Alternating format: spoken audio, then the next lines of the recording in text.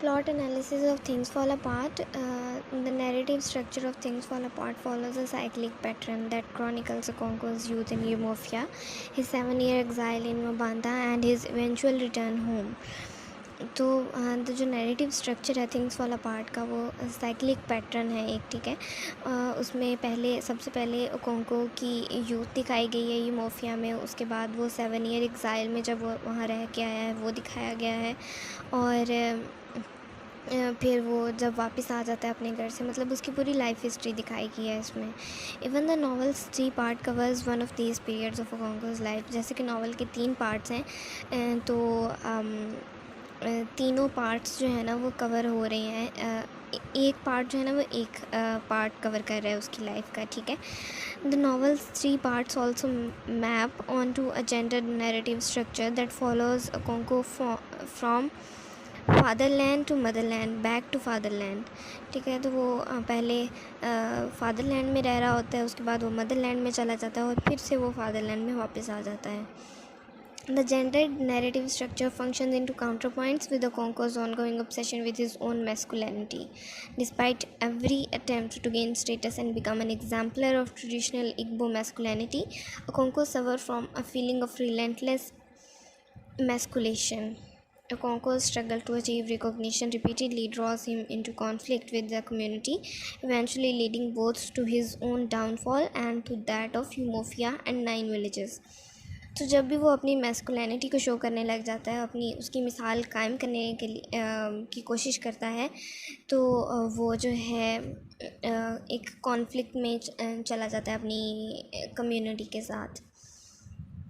Part 1 of Things Fall Apart emphasized Okonkwo's coming of age and his attempt to distance himself from the disreputable legacy of his father Yunoka. तो जो पहला part है उसमें जो ओकोंको है वो कोशिश करता है कि वो जो उसके फादर से जुड़े हुए बुरे मतलब बुरी बातें हैं और उसको वो ख़त्म कर दे। Okonkwo tireless effort and singular drive along with his local fame as a wrestling champion go a long way in securing him a place among the title men of Umofia.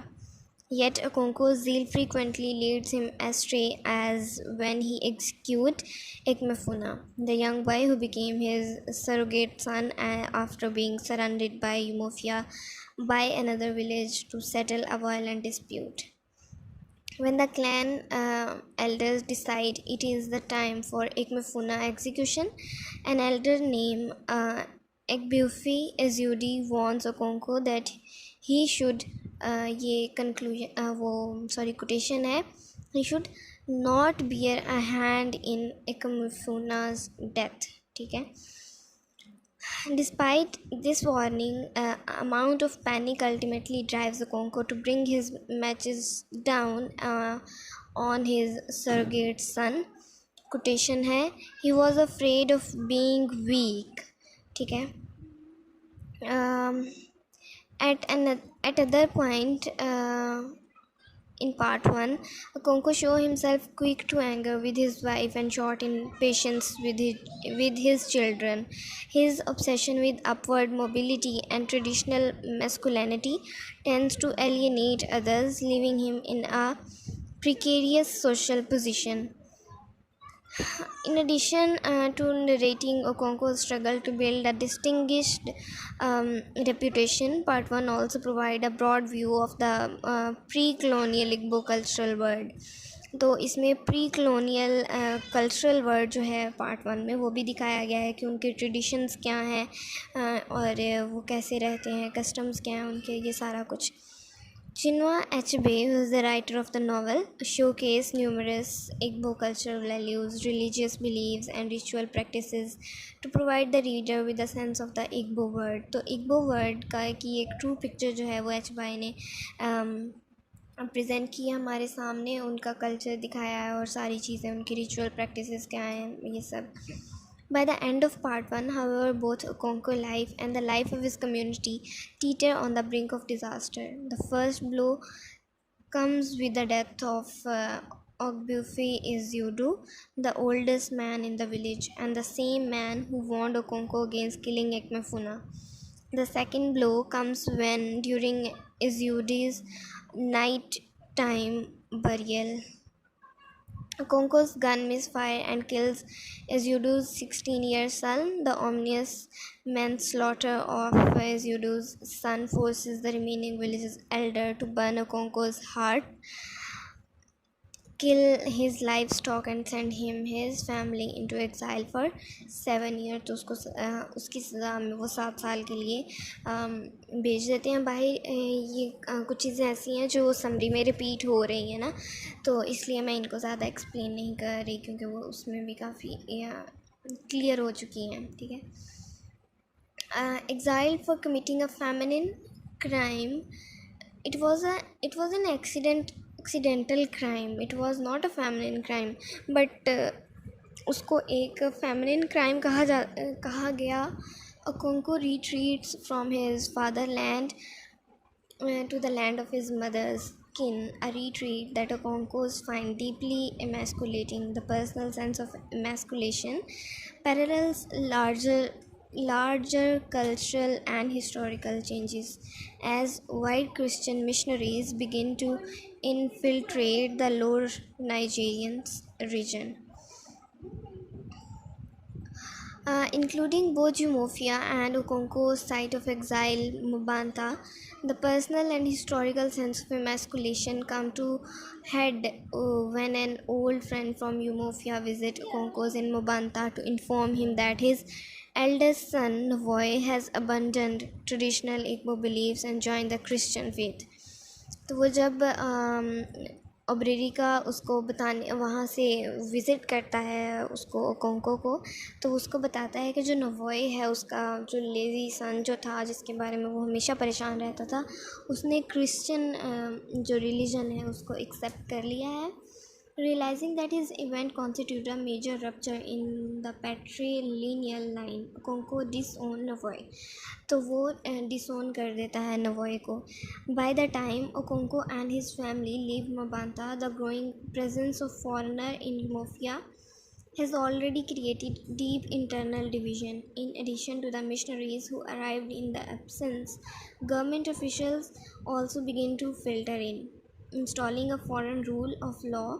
The changes in Umofia compromise Okonkwo's homecoming, which he hoped would represent a new start. Finding himself once again in a passive, emasculated position, Okonkwo grows increasingly furious with his fellow Umofians, who refuses to take violent action against the missionaries and force them out, where the other praises the British for providing increased access to resources along with medicine and education. Okonkwo sees the British as a cancer whose presence will eventually kill Umofia and the 9 villages.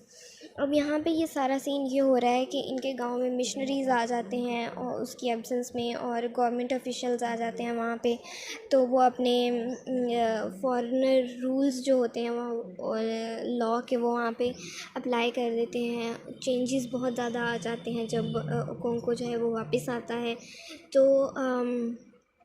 वो वहाँ पे वो जो missionaries थे ना वो लोगों को एजुकेट करते थे और उनको फैसिलिटीज़ प्रोवाइड करते थे बहुत ज़्यादा. तो लोग उनकी तरफ जो थे वो राग़िब होते जा रहे थे.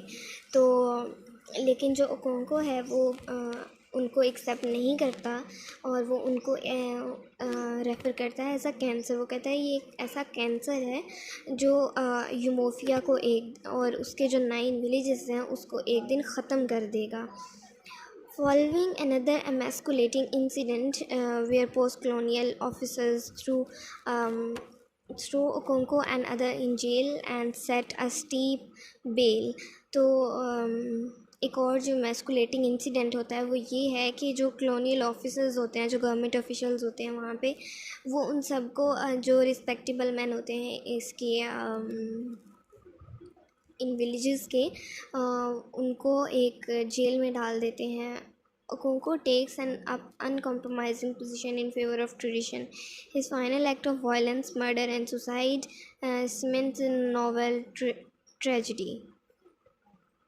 This tragedy is once again deeply gendered.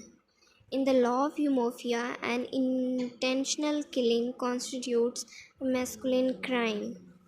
Although Igbo tradition does not explicitly code suicide as a feminine crime, killing himself is an unspeakable act of strip okonko of all honor. Thus, his suicide brings a final instance of emasculation, as he will be denied as the honor of proper burial.